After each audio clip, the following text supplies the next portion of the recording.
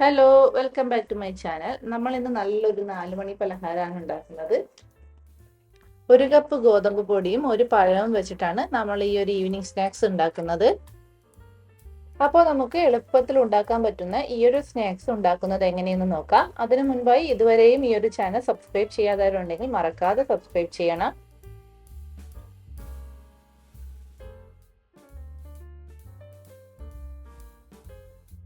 അതിനായിട്ട് നമ്മളിവിടെ ഒരു റോബസ്റ്റ പഴം എടുത്തിട്ടുണ്ട്. നന്നായിട്ട് പഴുത്ത പഴം വേണം എടുക്കാൻ. ഇനി നമുക്ക് ഒരു ബൗളിലേക്ക് ഇതുപോലെ 1 കപ്പ് ഗോതമ്പ് പൊടി ചേർത്ത് കൊടുക്കാം. 250 ml കപ്പിൽ 1 കപ്പ് ഗോതമ്പ് പൊടിയാണ് എടുത്തിട്ടുള്ളത്. ഇനി നമുക്ക് ഈ ഒരു പഴം മിക്സിയുടെ ജാറിലേക്ക് ഇട്ട് നന്നായിട്ടൊന്ന് അടിച്ചെടുക്കണം. ഇനി ഇതിലേക്ക് ആവശ്യത്തിനുള്ള ഉപ്പും ഒരു നുള്ള് ബേക്കിംഗ് സോഡ കൂടി ചേർത്ത് കൊടുത്ത് നന്നായിട്ടൊന്ന് മിക്സ് ചെയ്ത് കൊടുക്കാം.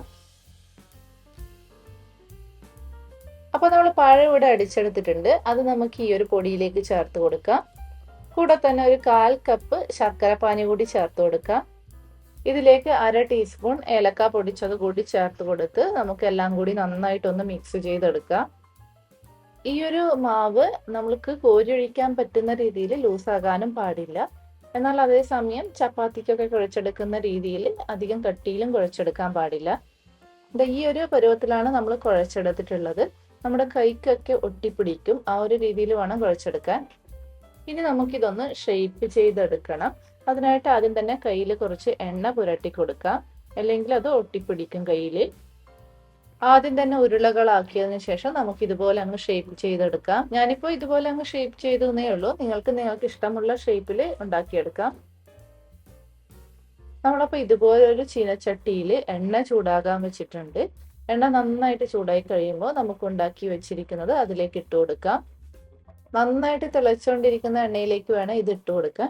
ഇത് ഇട്ട് കൊടുത്തതിന് ശേഷം നമുക്ക് തീ കുറച്ച് മീഡിയം ഫ്ലെയിമിലോട്ട് മാറ്റിയിട്ട് ഒന്ന് ഫ്രൈ ചെയ്തെടുക്കാം. എന്നാലേ നമുക്ക് ഇതിന്റെ ഉള്ളൊക്കെ കറക്റ്റായിട്ടൊന്ന് വെന്ത് കിട്ടുകയുള്ളൂ.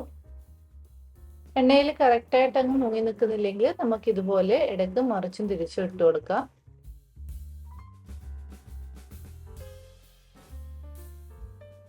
ഇപ്പൊ ഇത് അത്യാവശ്യം നന്നായിട്ട് ഫ്രൈ ആയിട്ടുണ്ട്, കളറൊക്കെ മാറിയിട്ടുണ്ട്. ഇനി ഇത് നമുക്ക് എണ്ണയിൽ നിന്നും കോരിയെടുക്കാം. ഇതുപോലെ നമുക്ക് ബാക്കിയുള്ള മാവ് ഒന്ന് ഉണ്ടാക്കിയെടുക്കാം.